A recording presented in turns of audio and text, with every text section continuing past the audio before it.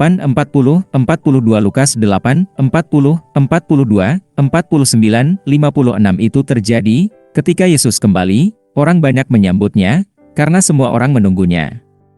Lihatlah, datanglah seorang laki-laki bernama Yairus, kepala sinagoga. Dia tersungkur di kaki Yesus dan memintanya untuk masuk ke rumahnya, karena dia memiliki seorang putri tunggal, berusia sekitar 12 tahun, dan dia sedang sekarat. Tapi saat dia pergi, orang banyak mendesaknya. Sementara dia masih berbicara, salah satu kepala rumah ibadat datang dan berkata kepadanya, "Putrimu sudah meninggal. Jangan ganggu Tuan." Tetapi Yesus mendengarnya, menjawabnya, "Jangan takut. Percaya saja, dan dia akan sembuh." Saat memasuki rumah, dia tidak membiarkan siapapun masuk kecuali jadilah Pedro, Syawal, Tiago, ayah dari anak itu dan ibunya. Semua orang menangis dan berduka untuknya, tetapi dia berkata, "Jangan menangis. Dia tidak mati, tapi tidur." Mereka mengejeknya, tahu dia sudah mati. Tapi dia membuang semuanya dan, memegang tangannya, disebut, berkata, "Nak, bangun." Semangatnya kembali dan dia segera bangun. Dia memerintahkan agar sesuatu diberikan padanya untuk dimakan. Orang tuanya heran, tetapi dia menginstruksikan mereka untuk tidak memberitahu siapapun apa yang telah dilakukan.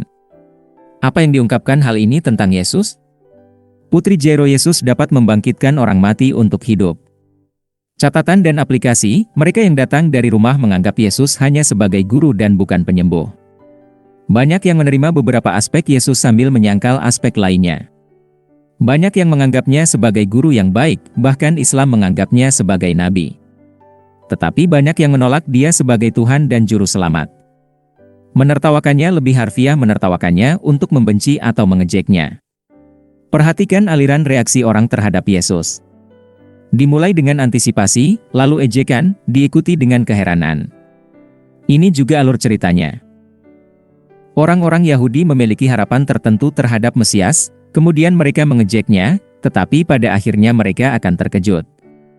Sikap seorang Kristen terhadap kematian, sangat menarik bahwa Yesus menangis ketika dia pergi untuk membangkitkan Lazarus. Tapi bukan di sini. Dia tampaknya tidak bersimpati dengan orang banyak di sini karena mereka mencemoohnya dan benar-benar putus asa.